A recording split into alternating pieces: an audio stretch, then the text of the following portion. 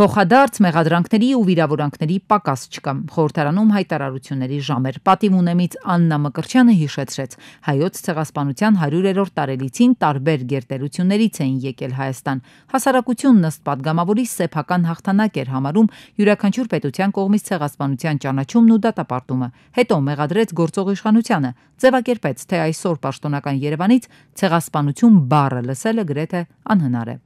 Հիմա պարզվում է պաշտոնական Երևանի համար այս օրակարգն առաջնահերթ չէ։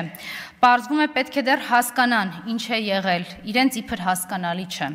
Պարզվում է հիմա ուզում են հաշվել, զոհերին ու անուն ազգանունները իմանալ։ Պարզվում է որևէ մեկը մեզանից Արարատի հետ էլ կապ չունի։ Արարատը հիշեցրեց Արարատի նկարով ամբիոնին մոտեցավ նաև ընդդիմադիր մյուս ուժի Հայաստան խմբակցության падգամավոր Քրիստինա Վարդանյանը, ասաց ցեղասպանության 110-ամյակին պետական միջոցառումներ չեն լինելու։ Ըստ Վարդանյանի, երբ հարցնում են ինչու, պետական հանձնաժողով չկա, պատասխան չեն ստանում։ Հիմա էլ այդ նույն քաղաքական ուժը, որը Ադրբեջանից եկող սպառնալիքներ նախ մեղմացնում, նոր սպառնալիք է գտել մեր ժողովրդի համար, ու այդ սպառնալիքը ոչ ավել, ոչ պակաս Արարատ լեռն է։ Պարզվում է, եթե մենք մի քիչ շատ խոսենք Արարատի մասին, մի քիչ շատ նայենք Արարատին, ընդհանրապես խոսենք ու մեզ իդենտիֆիկացնենք որպես ժողովուրդ, որի ինքնության հիմքն է Արարատը, Թուրքիան կջղայնանա ու կարող է նաև հարձակվել։ Իշխանականներն էլ հակադարձում են ընդդիմադիր падգամավորներին, падգամավոր Ղազարյանն ասում է վարչապետը երբևէ որևէ ելույթում որևէ առիթով չի հերքել պատմական իրողությունները,